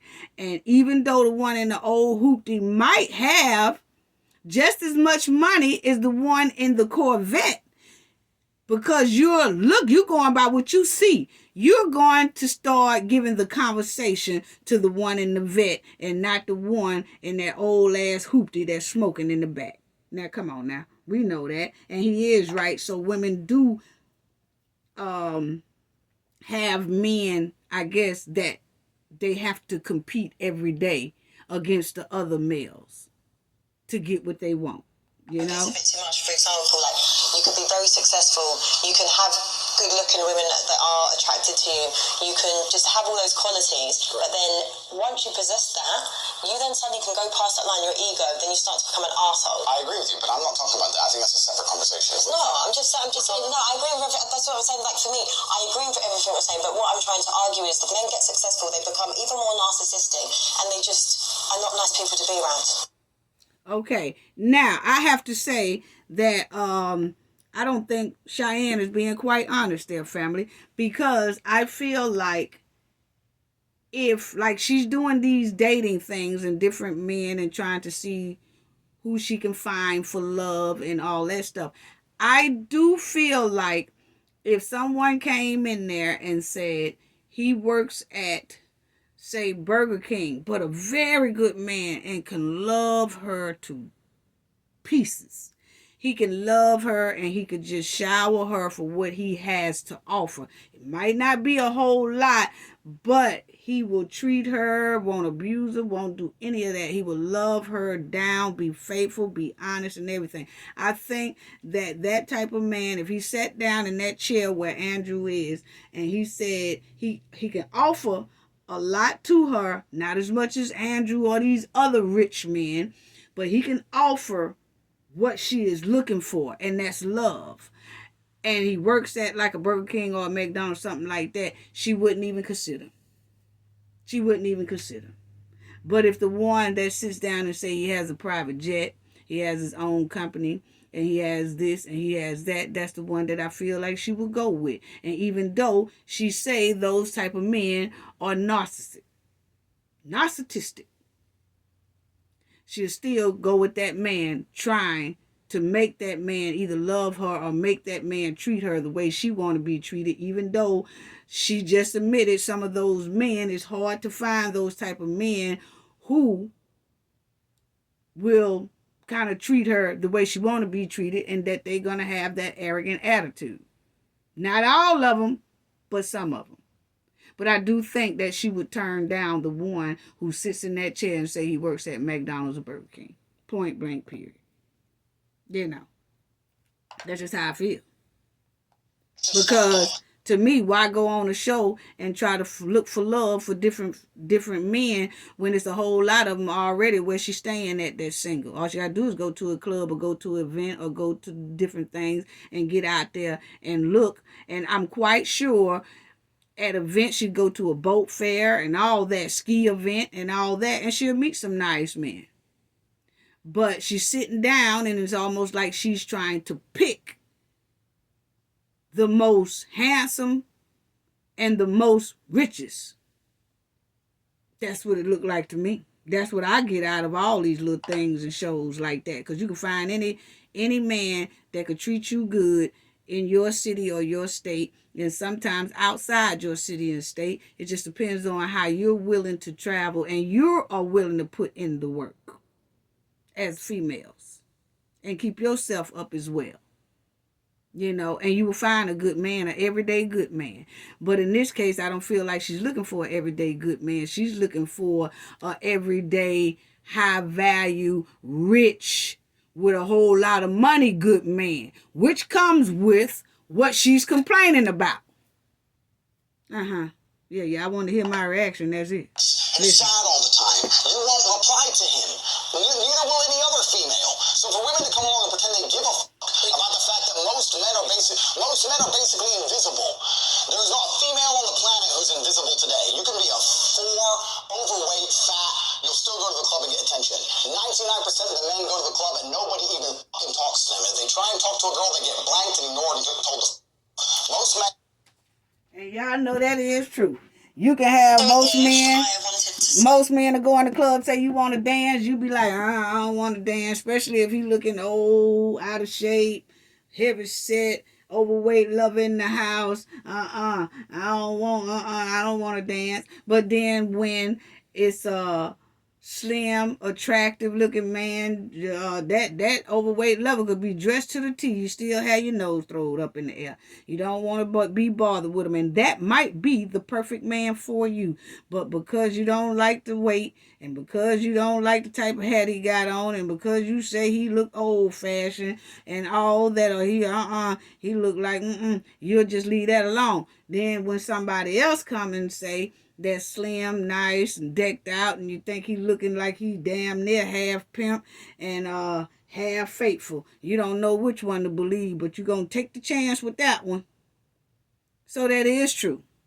That is true what he said. You know, men will come up to you in the club and you'll turn your head the other way. But then it could be a man that walk in the club with a woman that looks good and decent, you still be eyeing that man because he looked good. But then the man that was just single and walked up to you, heavy set, overweight, lover in the house, you don't want that one. And so that is kind of true right there. Yeah. And I don't never be stuck up in anywhere I go. Like if I'm at an event or something and somebody say, hey, you want to dance? And I go head on and I dance or something like that. I really don't care what they look like or whatever. I ain't going to take them home if I don't want to. And I ain't going to date them if I don't want to. So there's nothing wrong with having a dance. But some women throw their nose clean up in the air like, hell nah, he's not good enough to dance with me. And, that do go on a lot. I don't think there's anything intrinsically wrong with women doing OnlyFans. As long as I had influence and control over it. What do you mean? Check this out. Photographer to get the angles, yeah? No. I'm not doing any real work, but just like taking over money. If my chick said I want to do OnlyFans, I'm like, all right, then cool, go do it. How much you made? 10 grand. All right, give me 8. All right, cool. What woman is going to give you 8 grand? Because you're my woman, you're doing OnlyFans. You're selling my product. What the fuck? Your product? Yes, correct. Next question. No. Product? Like, do you own me? No, sorry. Like, your ego's a bit too big. You don't own me. I'm not a product. I'm not an object. Okay, Mr. Tate? It upset her to say that you're mine, and if you're mine and men want to pay for it, then the money is mine. But that's the basic dynamic of a relationship.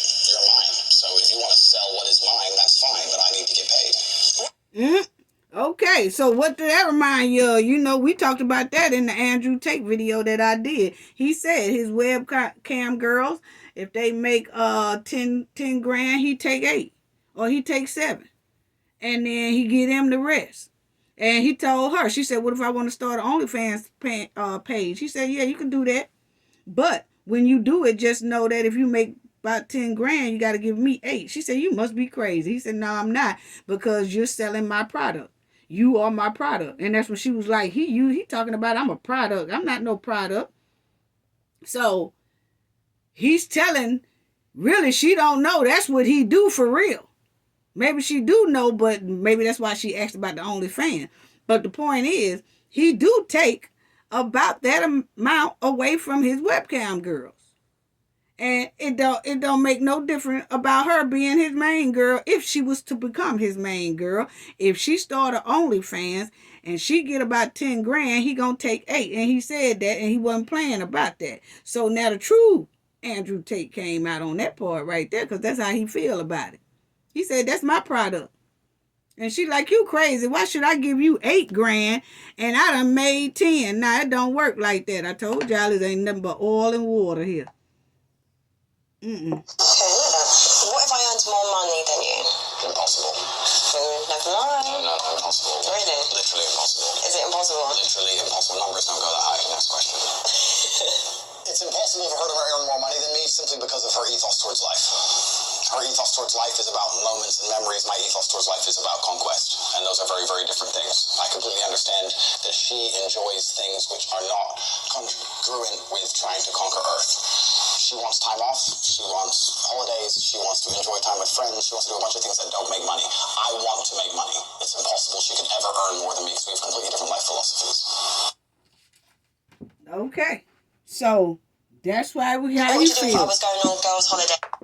So that's what he feels about that. He says it's impossible for her to make more money than him. I'd have to shut that down. I think it's disrespectful. Do you go on a lot of holidays? I can do whatever I want. We're not actually going to go there with this bullshit, like double standard and shit. This man has so many double standards, like it actually doesn't make sense. I think he honestly believes like his own rubbish. Yes, it is.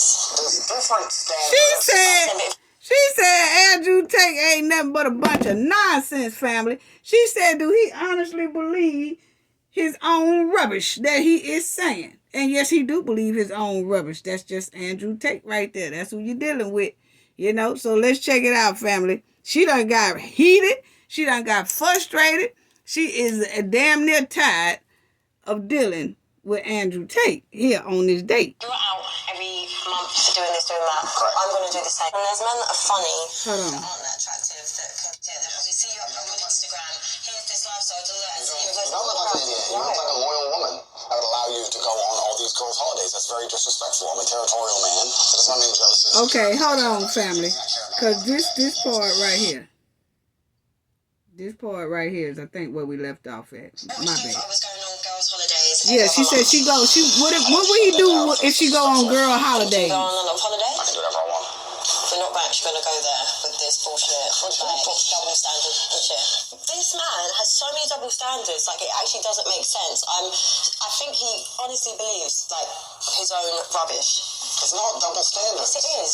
There's different standards. But I'm saying, but if you're out every month doing this, doing that, Correct. I'm going to do the same to keep myself entertained and occupied. Yes, so what, you think I'm going to wait at home for you? Yes.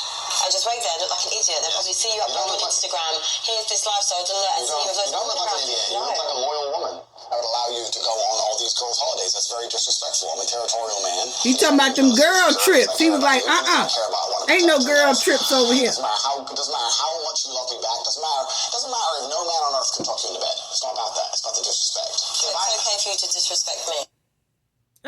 He said, ain't no girl trips over here. You stay your butt at home. That's what you do. You don't need to go nowhere. We've had a one-night stand and I've got pregnant. The baby's innocent, right? I look after the child. It depends on a lot of scenarios afterwards. I'd make sure the child's financially taken care of. If you were prepared to be a loyal woman, I'd make sure you were taken care of. If you're going to start sleeping with other dudes, whatever, then it's your problem. The baby's your problem. It's not your problem. But if you're going to be loyal to me still, then I'd take care of you. Okay.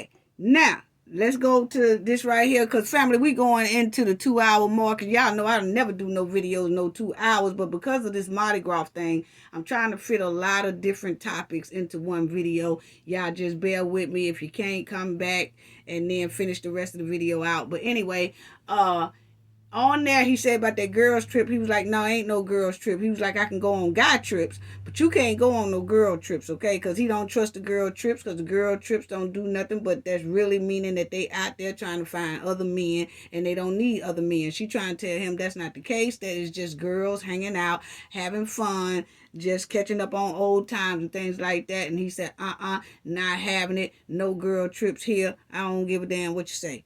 Ain't no girl trips. Take it or leave it. So that's basically how he don't dig the girl trip things. Now she said, what if we went out on a date and had a one-night stand and I got pregnant? What would you do about that? He said, I take care of the baby as long as you with me, but if you ain't with me, then you on your own. And he was saying, I might take care of the baby. I will take care of the baby, but it's going to be that you're going to get a certain amount. You're not going to get no 10,000 a month and all that so you can pay for your other dude that you got at the house. No, you're going to have to work for that, and he going to have to work for his own. But I'll give just enough to take care of the child, but you sure ain't gonna get no $5,000 and $10,000 a month, not from me. That's what he's saying here. So check it out, family. And she got hot. Listen. If you're gonna start saying, "Oh no, I got a new man now," cool, he can pay the bills, and it's not my problem. No, when you have a child, that's your responsibility. Oh, no, but if you want to start sleeping on the dudes, then it's his problem. It's an accident, right? So you shouldn't be punished in life, and the child's absolutely and utterly innocent. I would take care of you completely, and I'd take care of the child completely. And I'd always want to see the child. But if you were to say now, after let's say a year or 2 years, whatever, I have a new man now, blah blah blah blah blah. I'm like, all right, cool. Kids with me twice, 2 days a week, whatever it is. I'll make sure the kids looked after. But I'm not financing you in another man's lifestyle. I'm not just sending money to your bank at random and just making sure that you and this dude, whoever he is, are going on holiday and whatever. I'll take care of the child while he or she is with me. Yeah, but some sort is a reasonable balance. I agree with what you're saying. But then don't come along and say, "Oh, you're rich, give me 10 G's a month," and you're fucking some next dude. The answer's no. But with that scenario, So that's how he feel about that right there.